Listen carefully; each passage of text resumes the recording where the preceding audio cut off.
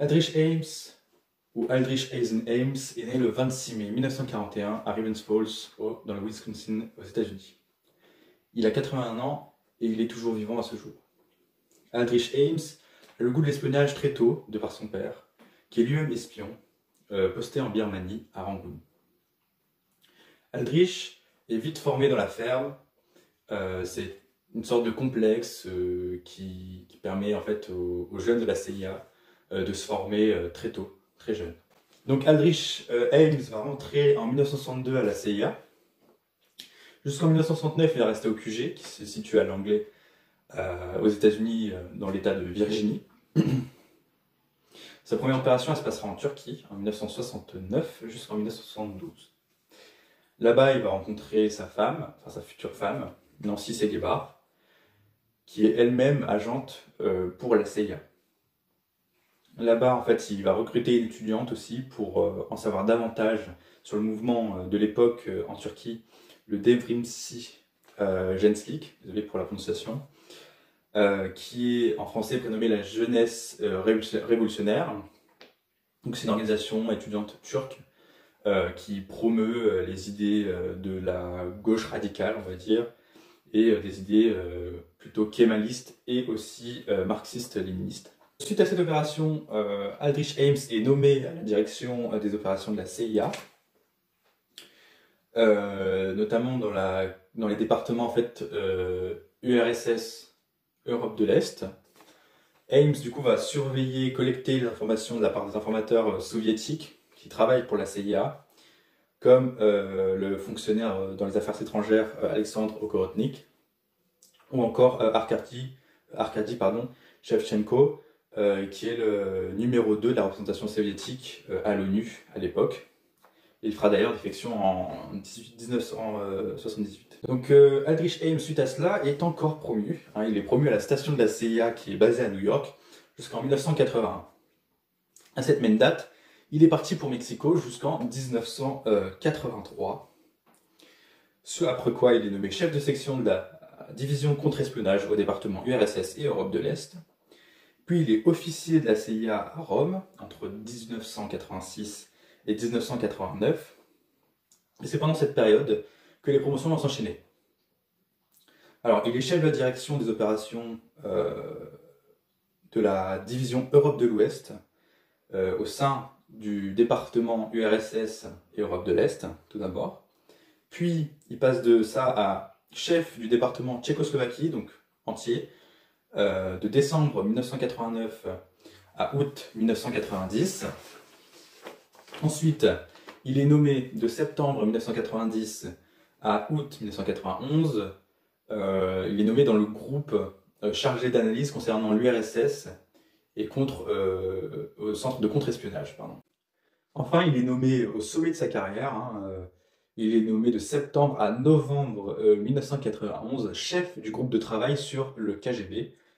Donc c'est une des positions les plus importantes au sein de la CIA à l'époque, puisque le rival principal était le KGB. Enfin, avec la chute de l'URSS, donc en 1991, en décembre, jusqu'en 1994, date de son interpellation, Aldrich Ames est chargé de groupe dans le service antidrogue de la CIA. Mais pourquoi, dira-t-on, après une carrière qui avait l'air de si bien se passer, Aldrich Ames est interpellé en 1994?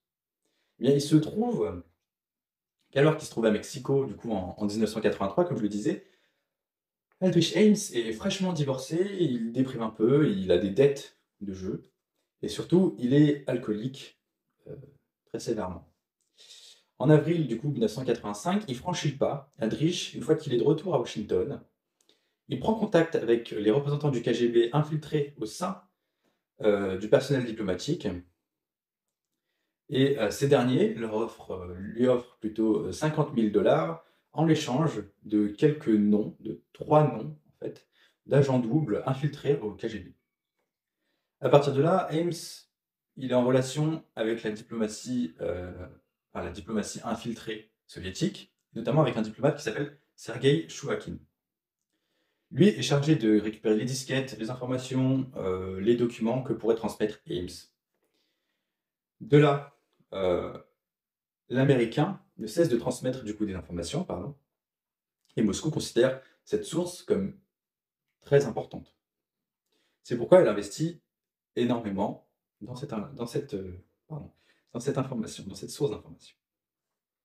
Moscou lui verse donc un total de 4,6 millions de dollars en liquide, en diamants, et un placement, un terrain, à côté d'un fleuve pour y construire une datcha, donc en Russie.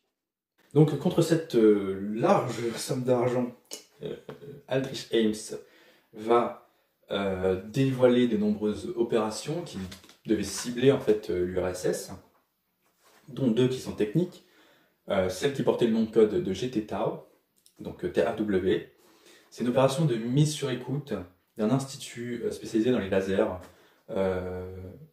qui était basé à Troïtsk, dans la banlieue moscovite. Le deuxième, c'est le GT-Absorb.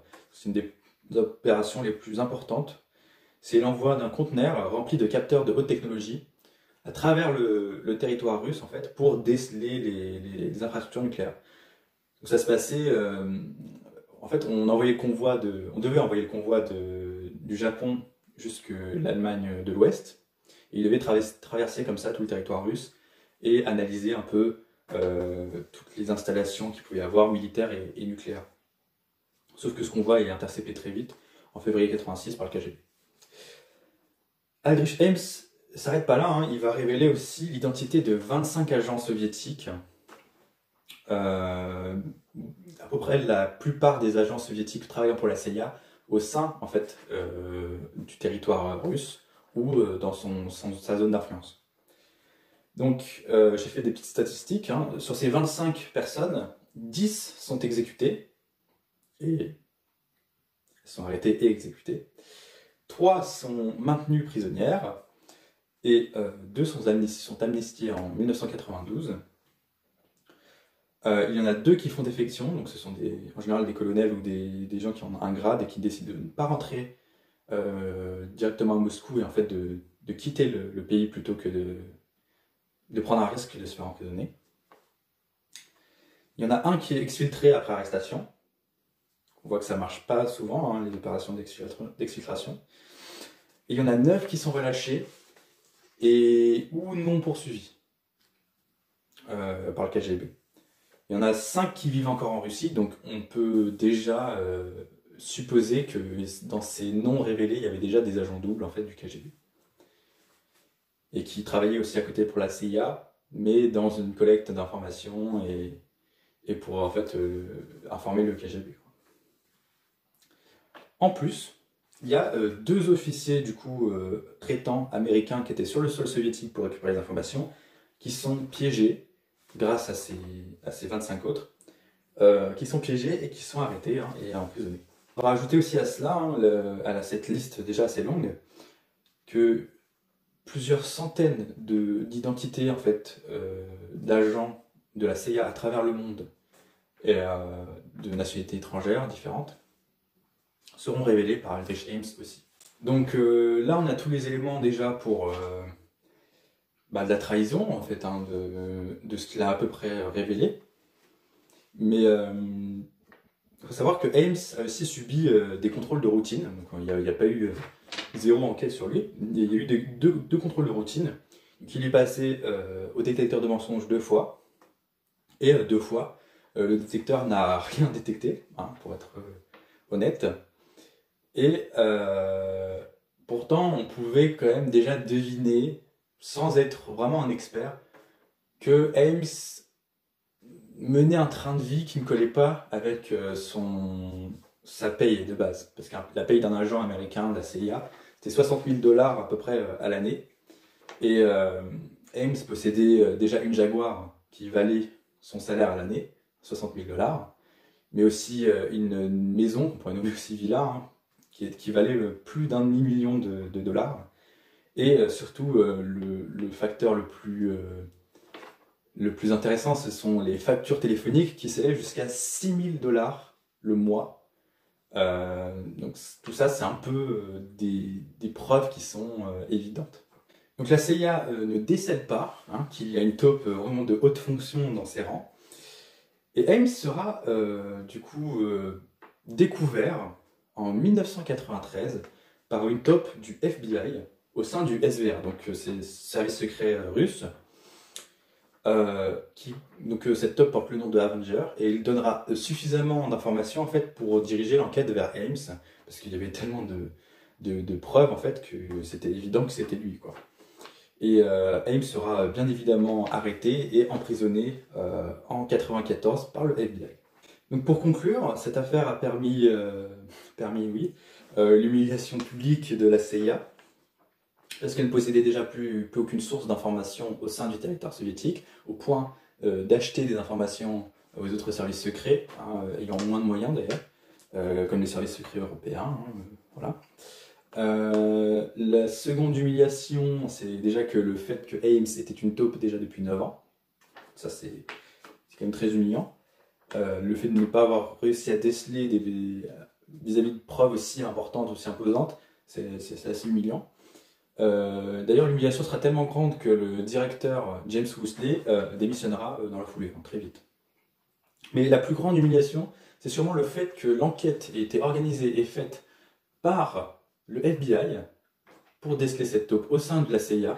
Et vu que c'est l'organisation tout simplement ennemie, concurrente de la CIA, bah, c'est une humiliation totale en fait. Donc voilà, c'est la fin de cet exposé. Merci de m'avoir écouté et voilà, à la prochaine.